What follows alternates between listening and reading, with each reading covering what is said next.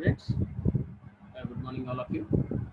Once again, warm welcome to the mobile computing online class. Today, unit number 2, lecture number 8.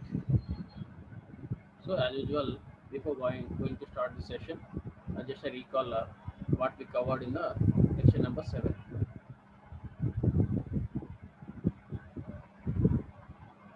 So, this is lecture number 7, what we completed in the last video. That is wireless LAN. So, what is wireless LAN? What are the advantages of wireless LANs and disadvantages of wireless LANs? When here in the unit that is MAC medium access control.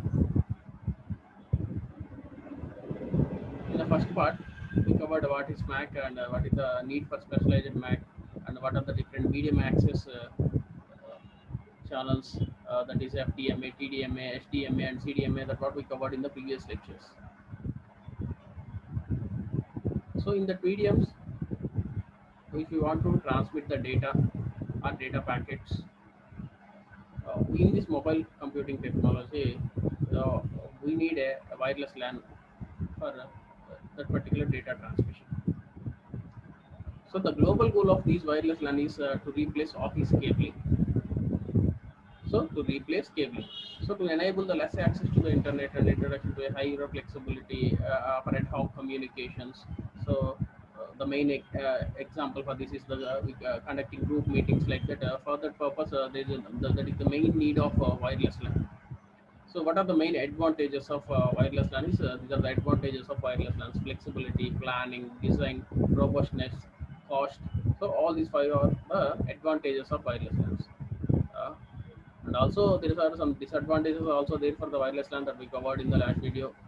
Those are quality of service, property solutions, restrictions, safety and security, global operation, low power, license-free operation, robust transmission technology, simplified spontaneous cooperation, easy to use, protection of investment, safety and security, transparency for applications. So all these are the disadvantages for the wireless LANs. Now, here in the lecture number 8, we have to cover IEEE 802.11, which is the very most important one, the unit number 2. So the IEEE standard 802.11 specifies the most famous family of wireless LANs. And compared with the other LANs, this IEEE 802.11 is the famous family of wireless LAN, in which many products are available. As the standard number indicate, this standard belongs to the group of 802.x LAN standards. So, for example, 802.3 Ethernet or 802.5 is the token ring. We all know about this 802.3 and 802.5. We covered this in the networks there in the past semester. 802.3 is the Ethernet and 802.5 is the token ring. So this means that the standard specifies the physical and medium access layer adapted to the requirements of wireless LANs, but offers the same interface as the other two higher layers to maintain interoperability. The primary goal of this standard was the specification of the simple and robust wireless LAN, which offers time-bounded and asynchronous services. So the MAC layer should be able to operate with multiple physical layers, each of which exhibits a different medium sense and transmission characteristics. So if you have to identify this, so the MAC layer should be able to operate with the multiple physical layers. So why? Because there in the earlier part we discussed MAC is the support of data link layer. It is in between the physical layer and the LLC, logical link control. It is in between physical layer and logical link control. So it operates with a multiple physical layers. So the candidates for physical layer were infrared and spread spectrum radio transparency techniques.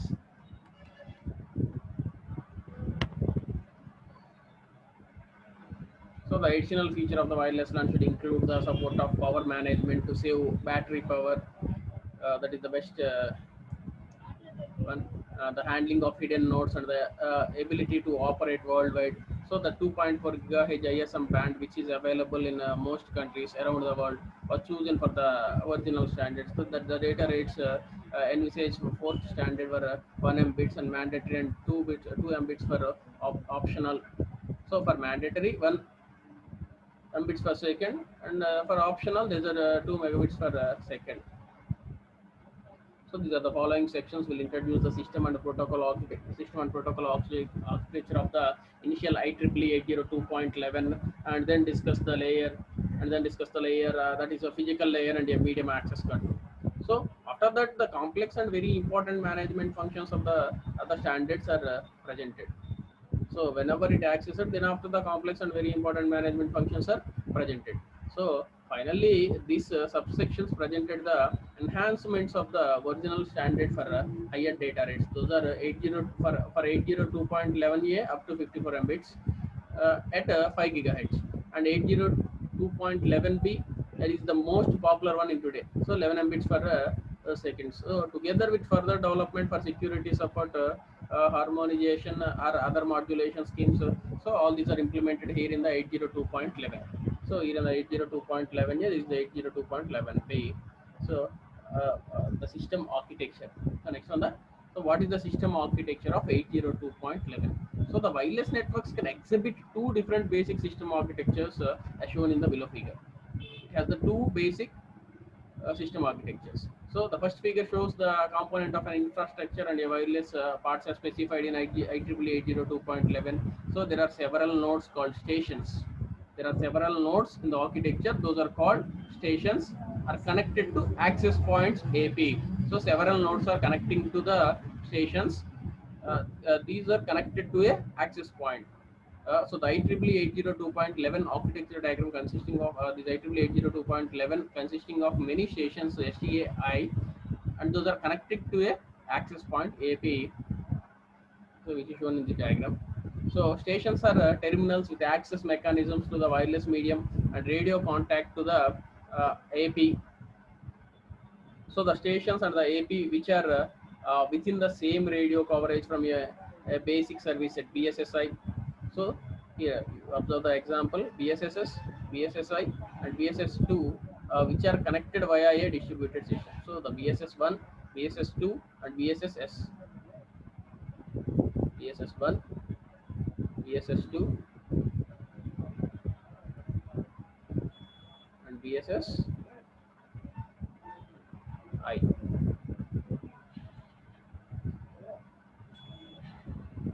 connected via a distributed system. So already we discussed here, the several nodes are called stations are connected to a access point. Is the access point, the access point. So these are the nodes connected to the access point. So 802.11 LAN and 802.x LAN. Here is the 802.11 LAN. So the station 1, STA1, that means station 1, STA2, that is station 2, and STA3, station 3. So these stations are connected to a access points. So these access points connected via a distributed system, connected via a distributed systems. So the distribution systems connects several VSS via the AP to form a signal network, and thereby extend the wireless coverage area. So this network is now called an extended service at ESS and has its own identifier, the ESS ID, and the ESS ID is the name of the network and is used to separate different networks. So without knowing the ESS ID, it should not be possible to participate in the wireless LAN. That means the ID as well as connecting security ID and password, that what we have to be using to connecting the wireless. So for example, if we have to be connecting a Wi-Fi, how we are using the passwords like that. Here the essential ID, ESS ID, is need to connect the wireless LAN. So the distribution system connects the wireless networks via the APs with a portal. So here APs means that what we discussed in the previous slide. So access points. So the stations are now connecting to the access points with a portal. So you observe this diagram. So the access points are connected to a portal. So in distributed system range, So the station 1 and station 2, station 3, so the multiple stations are connected to access points, and the access points are connected to a portal. So it's all done connected via a distributed system. So the distributed system connects the wireless networks via the access points with a portal, which forms the interworking unit to other LANs. So the architecture of the distribution system is not specified further in IEEE 802.11. So it could consisting of bridge IEEE LANs and wireless links or any other networks. However, the distribution system services are defined in the standard. Although many products today cannot interoperate and needs the additional standard of IEEE 802.1, 2.11 if to specify an inter-access point protocol. So the stations can select an access point and associate with it. So here it is. The stations can select the access point and associate it with it. So the access points support roaming. That means changing access points from uh, one access point to another access point, that we called it as roaming. So if the mobile node or station connecting to one access point, for example, it wants to transfer from one access point to another access point, that what we called it as roaming. So the distribution system handles the data transfer between the different APIs, and the APIs provide synchronization with a BSS. So it supports power management and can control medium access to support time bounded service. So these and further functions are explained this in the following sections. So in addition to infrastructure-based networks, IEEE 802.11 allows the building of ad hoc networks between stations, thus forming one or more independent BSS. Yeah, you have to observe this diagram. So station 1, station 2, station 3. So these all are connecting to one access point, that is BSS. Okay, this is the IBSS1, this is the IBSS2. So independent BSS, base station subsystems. BSS, that what we discussed there in the GSM architecture, base station subsystems. So the independent BSSs are there. So these stations are connected to IBSS1, and these stations are connecting to IBSS2. So this is the LAN network of 802.11, 802.11. Okay. In additional infrastructure based networks, and IEEE 802 allows the building of ad hoc networks between stations, thus forming one or more independent BSS. So in this case, an IBSS, independent BSS, comprises a group of stations using the same radio frequency, and stations, that is station 1, station 2 and station 3, all in IBSS 1. So here in the diagram you observe this: station 1, station 2, station 3, all in the IBSS 1, and station 4 and station 5 are in IBSS 2. Station 4 and station 5 are in IBSS 2, and station 1, station 2, station 3 are in IBSS 1. So this means that station 3 can communicate directly with station 2, but not with station 5. Station 1 directly communicating with station 2, station 2 directly communicating with station 3. So station 1, there is a possibility of direct communication with station 2 and station 3. Station 2 has the possibility of direct communication with station 1 and station 3. Station 3 has the possibility of direct communication with station 1 and station 2, but there is no possibility with communicating with station 4 and station 5, because this is in the range of another BSS. So for that purpose, so several IBSS can either be formed via the distance between the IBSS, or by using different carrier frequencies. Then these IBS could overlap physically in general. This IEEE 802.11 does not specify any special nodes that support routing, forwarding, and data or exchange of topology information. So, example, HyperLAN or Bluetooth, all these are the example for the these specifications. So, is the diagrammatical representation of the additional infrastructure-based network is building the ad hoc networks.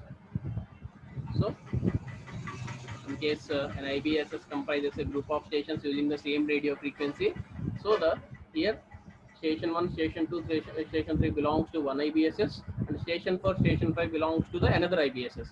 So it means the station 3 can communicate directly with station 2, but not with station 5. So several IBSs can either be formed via the distance between the IBSs or by using different carrier frequencies. So here what happened in the IEEE 802.11 is the system architecture. So that what we discussed earlier.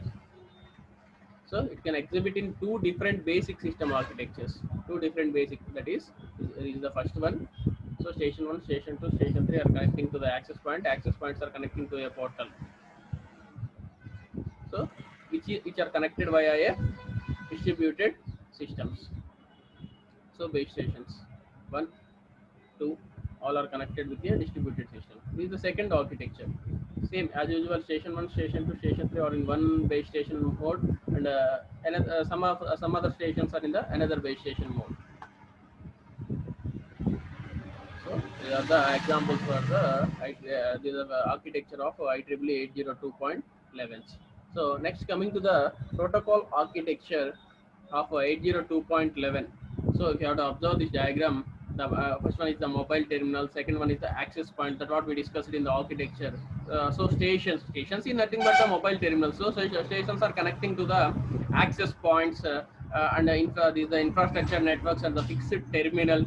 So mobile terminals are connecting to the access point, and access point to the infrastructure network, and there from the fixed terminals. How the data is transmitted from the mobile terminal to the fixed terminal. That is the diagrammatical representation. So here in the mobile terminal, these are the protocols we need. Required application protocol, TCP, IP, logical link control, 802.11 MAC and 802.11 physical.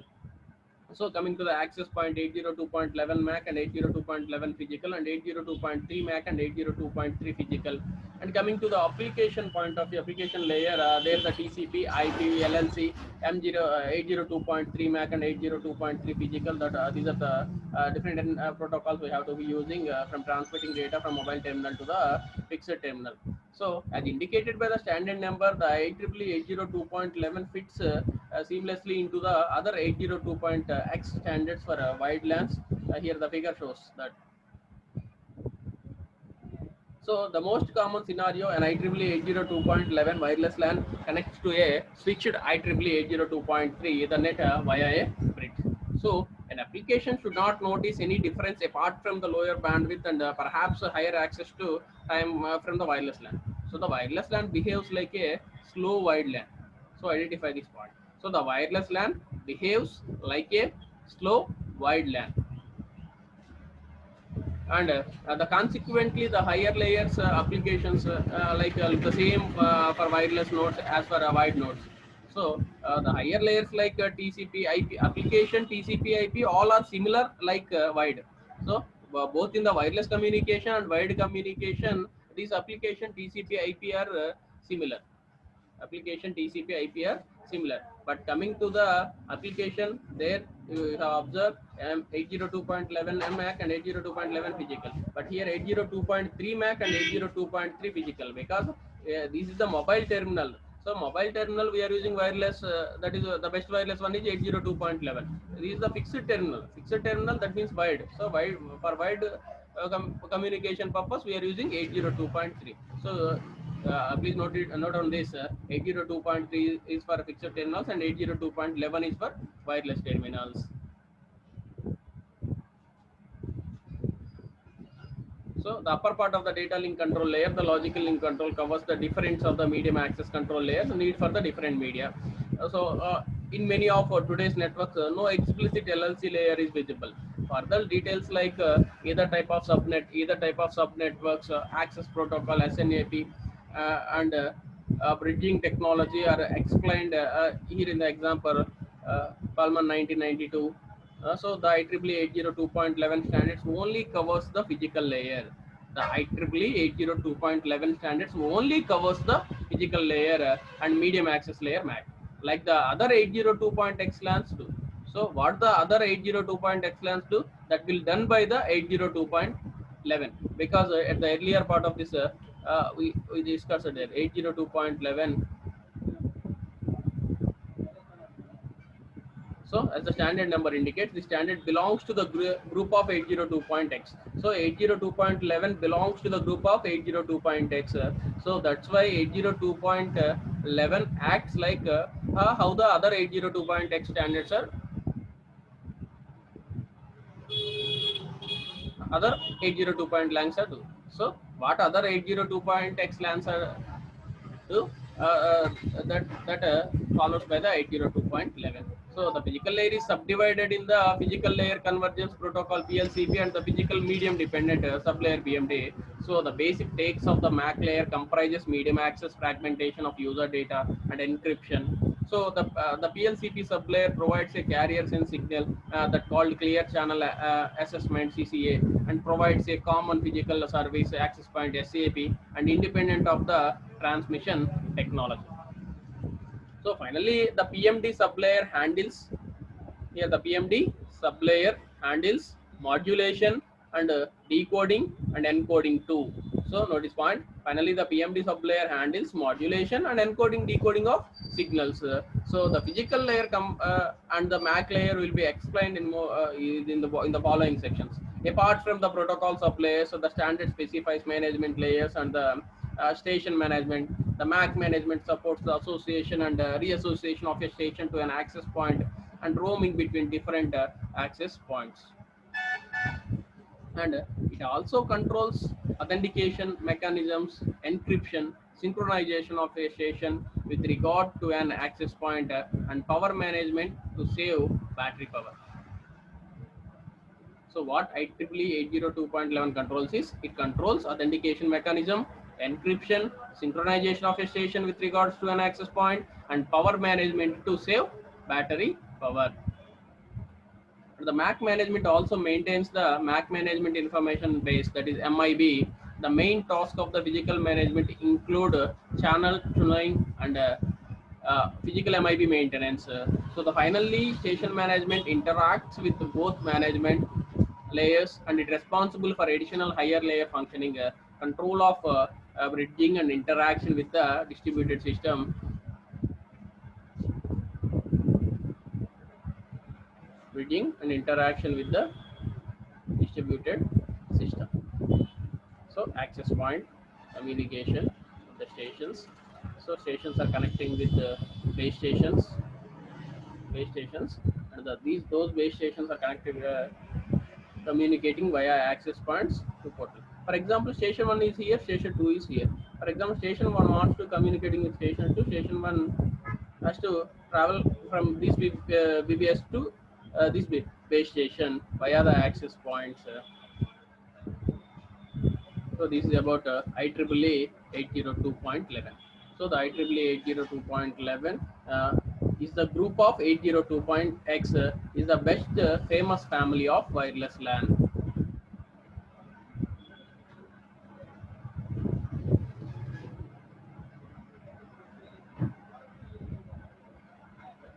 And next,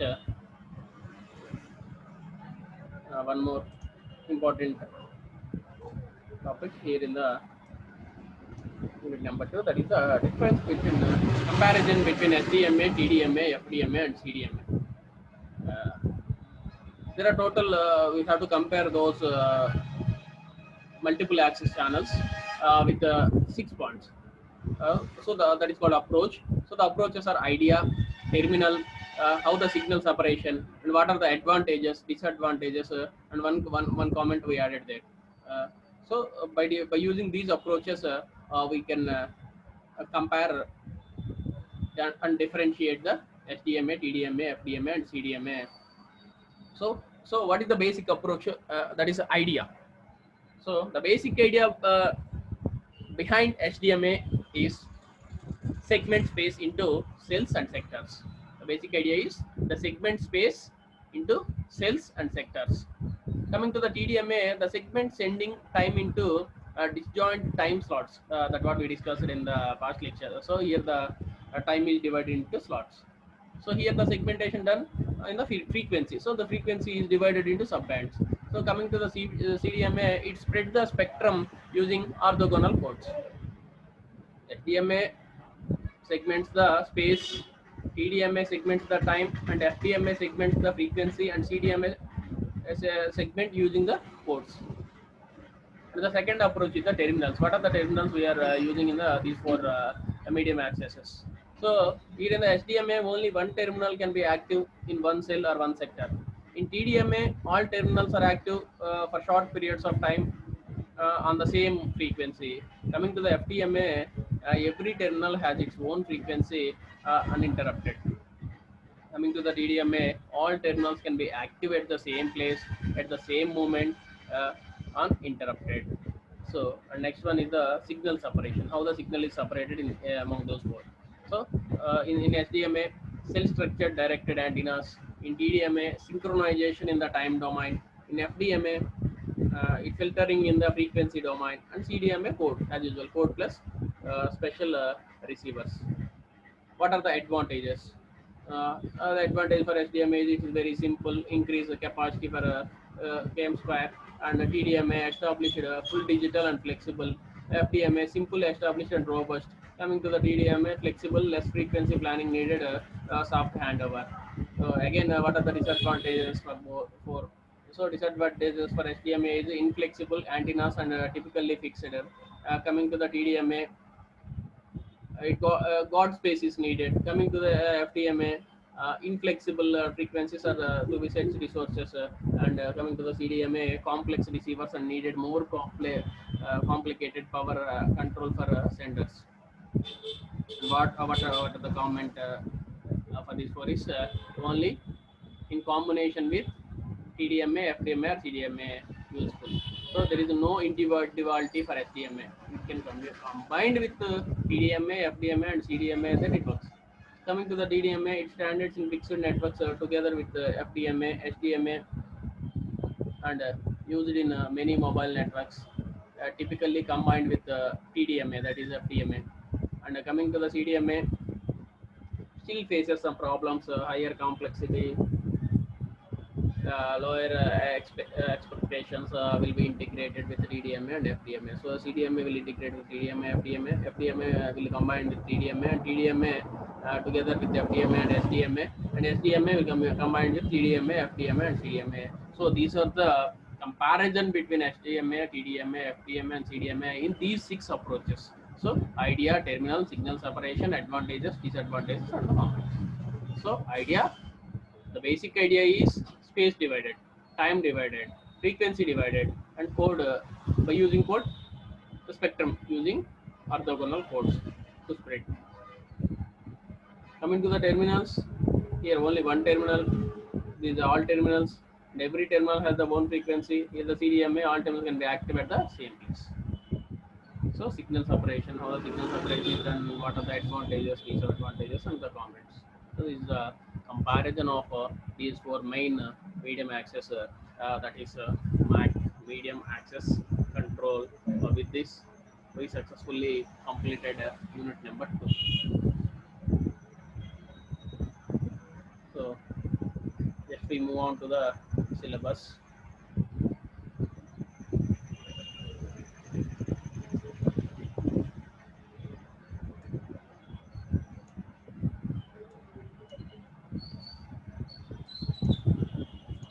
This is the syllabus that what we discussed in the earlier question session.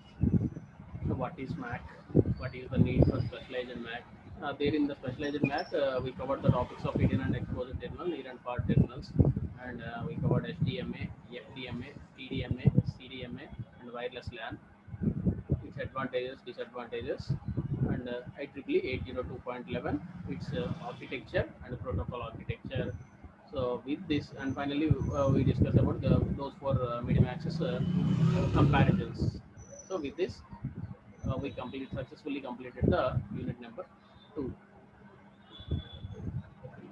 So that's why in the earlier video, the first video,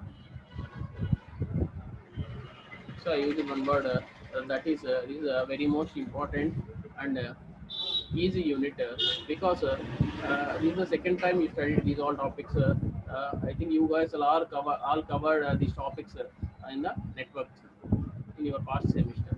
So if you focus on this unit, you can easily gain more marks and as well as which is very much useful to you for your networking further steps.